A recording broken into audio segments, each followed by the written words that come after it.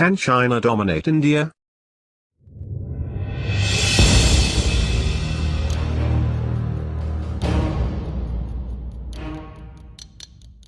Many analysts have been wondering just that, given the rapid rise of China as an economic, political, and technological power of the first magnitude.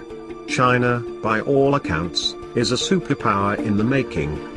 It seems inevitable that China would become master of Asia and the second superpower in the world, go equal with the United States. But India has also risen in power. It is the largest democracy in the world. It will soon overtake China as the most populous nation. It is the fastest growing major economy in the world, and has established itself as a nuclear-armed, multi-trillion-dollar megastate, rapidly lifting hundreds of millions out of poverty and laying the groundwork for its emergence as a great power. China can hardly be a master of Asia when a giant democratic state to its southeast challenges that. Japan is the third Asian superstate, not counting Russia as it is a Eurasian entity, and China is also a long way from dominating Japan. The fact that China contests with India for influence with states such as Nepal, Bhutan, Bangladesh, Myanmar, Sri Lanka, the Maldives, Mauritius, and the Seychelles points to an India powerful enough to maintain a near-hegemonic influence in its region. Far from India bowing down to China is an India working with China to determine their spheres of influence. This is what great powers do. Subservient powers do not have this ability. China is clearly the more powerful state, and will likely cement its position as the foremost Asian power.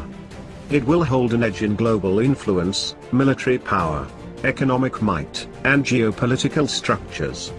But India, along with Japan, are great powers that are capable of holding their own against China in their own regions, and contesting with China in some critical areas with a fair chance of success. China's advantage in size and power is not great enough to dictate terms to India and Japan. Asia seems destined for a balance of power or concert of powers structure, where the three superstates of China, India, and Japan, with a clear advantage to China, will jockey for position, allying with each other on some concerns, working cooperatively on other things, pressuring each other on concerns they differ on, and vigorously opposing other ventures. The opposition part will likely be China versus India and Japan on most things, and less frequently China versus India or China versus Japan.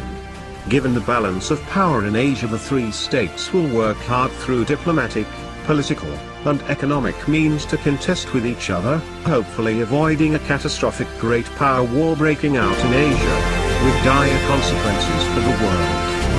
So far the three states have been careful to clearly signal their intentions and avoid each other's red lines.